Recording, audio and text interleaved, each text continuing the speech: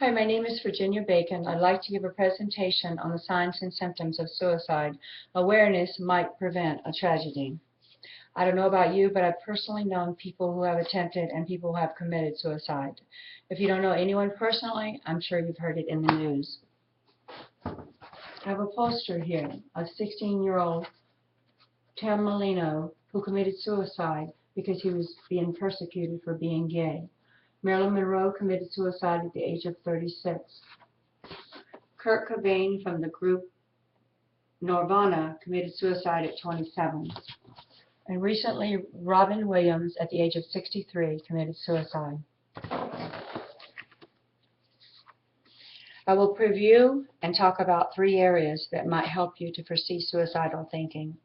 Number 1 are the risk factors. Number 2 are the situational aspects. And number 3 are present reasons for alarm. Risk factors are a history of the individual or the family. There is a genetic component according to the National Alliance on Mental Illness. Being exposed or witnessing depression, aggression, or dysfunctional behavior will increase your risk. If you witness suicide attempts, or self-injurious behavior, the American Foundation for Suicide Prevention says that also mental or personality disorders are an indicator. Anxiety, bipolar, schizophrenia, conduct disorders all might point to suicidal thinking. There are situations in a person's life that cause suicide thinking. According to Mark Haddock and June Gunn, being a male and being raised in an atheist country increases your suicide rate. Being abused or having medical issues. According to the American Foundation for Suicide Prevention, there are tragic, life-changing events such as children leaving home, divorce, or the death of a loved one sometimes causes isolation, which might create suicide thinking. There are stress issues. I made a chart here. A person's car might break down. They might have money issues, grades, their parents, school, their job. They might lose their job, a drug issue. And over here, I wanted to present a big factor in a person's life, family dysfunction. All of this might lead to stress, which might lead to hopelessness, which might lead to suicide thinking.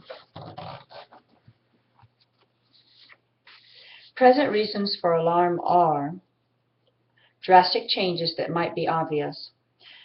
A person constantly feels down or has mood swings. According to the National Alliance on Mental Health, there might be things not so evident, like talking and thinking about death or suicide, interesting in morbid subjects, or obtaining materials to commit suicide. Here, I have a chart. Some things to look for. A person may become lethargic and not care about their hygiene.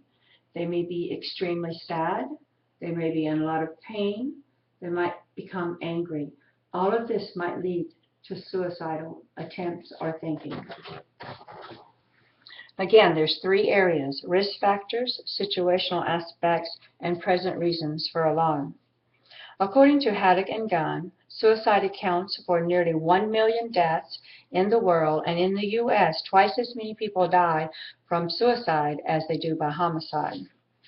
The American Psychological Association says if you're feeling suicidal, call the National Suicide Prevention Lifeline at 1-800-273-TALK. Thank you.